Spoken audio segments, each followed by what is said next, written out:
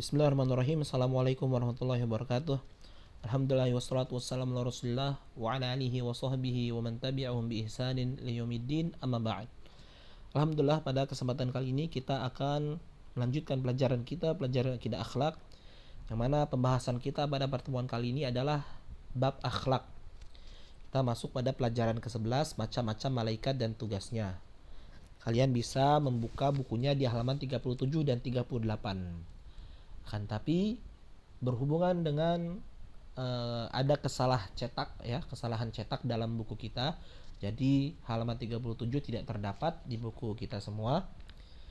Makanya daripada itu kalian bisa menyimak video pembelajaran ini dengan baik ya. Kita akan membahas tentang pelajaran ke-11, macam-macam malaikat dan tugasnya. Sebelum kita masuk pada pelajaran ke-11, selama semester 2 ini pembelajaran bab akidah, kita masuk pada pembahasan beriman kepada malaikat ya. Dari pelajaran ke-8 sampai pelajaran ke-10 kita fokus pada pembahasan beriman kepada malaikat, yang mana beriman kepada malaikat itu merupakan rukun iman yang kedua. Kita harus mengimani bahwasanya malaikat ini adalah makhluk Allah yang Allah ciptakan dari nur, dari cahaya. Dan kita wajib menetapkan adanya malaikat ya. Karena kalau kita mengingkari adanya malaikat, berarti kita telah mengingkari kebenaran Al-Quran dan Sunnah. Kenapa? Karena di dalam Al-Quran dan Sunnah dijelaskan tentang malaikat. Ya, kalau kita nggak percaya adanya malaikat, berarti kita nggak percaya dengan Al-Quran dan Sunnah. Ya, dan disebutkan juga dalam pelajaran ke-9 bahwasanya jumlah malaikat itu tidak terbatas dan tidak ada yang mengetahui jumlahnya kecuali Allah. Yang mengetahui jumlah pastinya hanya Allah Subhanahu wa taala saja. Tapi di dalam sebuah hadis disebutkan bahwasanya di Baitul Ma'mur ya, salah satu tempat di surga langit ke-7 ya, bahwasanya ada 70.000 malaikat yang masuk ke Baitul Ma'mur dan tidak keluar setelah itu. Menunjukkan pada kita bahwasanya jumlah malaikat itu sangat banyak ya, dan kita tidak tahu jumlah pastinya malaikat itu ada berapa. Nah, kemudian kita akan masuk pada pembahasan sekarang pelajaran ke-11, macam-macam malaikat dan tugasnya. Yang pertama, malaikat Jibril. Malaikat Jibril ini sering disebutkan ya di dalam Al-Quran dan Sunnah. Yang paling sering disebutkan adalah malaikat Jibril. Kalau kita bilang ini bisa dibilang beliau adalah ketuanya para malaikat gitu. Malaikat Jibril adalah malaikat yang bertugas untuk menyampaikan wahyu Allah kepada Rasulnya. Ini tugas pokoknya malaikat Jibril. Itu untuk menyampaikan wahyu dari Allah kepada Rasulnya. Ya, dari Nabi Adam sampai Nabi Muhammad SAW, apabila ada perintah dari Allah Subhanahu wa taala, maka yang menjadi perantaranya adalah malaikat Jibril alaihissalam. Untuk pembahasan tentang malaikat Jibril alaihissalam kita akan banyak membahasnya nanti khusus pada pelajaran yang ke-12 ya. Kita hanya menyebutkan nama-namanya saja dan tugas utamanya.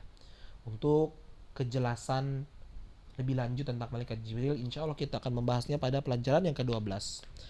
Dan kita masuk pada malaikat yang kedua, yaitu malaikat Mikail. Ini juga sering disebutkan dalam Al-Quran dan Sunnah. Itu malaikat Mikail, malaikat yang bertugas untuk mengurus hujan dan tumbuhan bumi. Nah, ketika Allah SWT memerintahkan dan mentakdirkan untuk menurunkan hujan di bumi, maka Allah SWT mengutus malaikat Mikail sebagai perantara untuk mengurus hujan dan tumbuhan-tumbuhan di dalam bumi ya. Tumbuh-tumbuhan dan tanam-tanaman di bumi diurus oleh malaikat Mikail ya. Itu adalah tugasnya malaikat Mikail. Kemudian yang ketiga, malaikat Israfil. Malaikat Israfil adalah malaikat yang bertugas untuk meniup trompet sangkakala. Ya, beliau adalah malaikat yang bertugas untuk meniup trompet sangkakala. Tugasnya meniup trompet sangkakala pada hari kiamat. Beliau meniupkan trompetnya 2 kali. Tiupan yang pertama menyebabkan seluruh makhluk di alam semesta mati.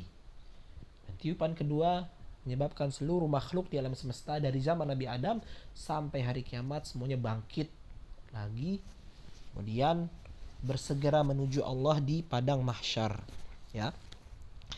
Kemudian selanjutnya yang keempat, malaikat maut. Ya, malaikat maut adalah malaikat yang bertugas untuk mencabut ruh manusia. Ya, malaikat maut ini bukan malaikat Israfil ya. Karena nama Israfil itu tidak disebutkan di dalam Al-Quran ataupun hadis Nabi Muhammad SAW. tapi disebutkan dengan malaikat maut yang tugasnya apa? Untuk mencabut ruh manusia. Jadi apabila manusia ketika sakaratul maut, ketika sudah ingin meninggal, yang bertugas untuk mencabut nyawanya adalah malaikat maut. Kemudian selanjutnya, yang kelima, malaikat yang mencatat amalan. Malaikat yang mencatat amalan itu malaikat yang bertugas untuk mencatat amalan baik dan buruk. Nah, kalau di buku-buku agama yang lain disebutkan malaikat Raqib Atid, akan tapi nama Raqib Atid ini bukan nama malaikat, melainkan itu adalah sifat malaikat yang disebutkan dalam Al-Qur'an ya. Raqib Atid artinya malaikat yang senantiasa mengawasi dan mencatat ya. Jadi Raqib Atid itu bukan nama malaikat, itu hanya sifat malaikat saja. Nah, tapi yang harus kita tahu bahwasanya ada malaikat di sisi kita yang tugasnya untuk mencatat amalan baik dan buruk kita. Yang mana nanti amalan baik dan buruk kita pada hari kiamat akan diperlihatkan oleh Allah Subhanahu wa taala kepada kita. Ya, kita dimintai pertanggungjawaban. Seluruh amalan kita, amalan baik maupun buruk nanti dibuka bukunya. Dicatat kan, sudah dicatat oleh para malaikat, nanti ada bukunya. Dibuka oleh Allah Subhanahu wa taala, dilihat kita tanggal segini, bulan segini, tahun segini kita melakukan amalan baik apa, tanggal segini, bulan segini, tahun segini kita melakukan keburukan apa. Semuanya tercatat. Nggak ada yang terluput sedikit pun. Ya, itu adalah salah satu tugas dari malaikat yang mencatat amalan. Tugasnya mencatat amalan baik dan buruk semuanya ya, dari kita nanti mulai balik sampai nanti kita wafat. Kemudian selanjutnya malaikat Az-Zabaniyah adalah malaikat yang bertugas untuk menjaga neraka jahanam.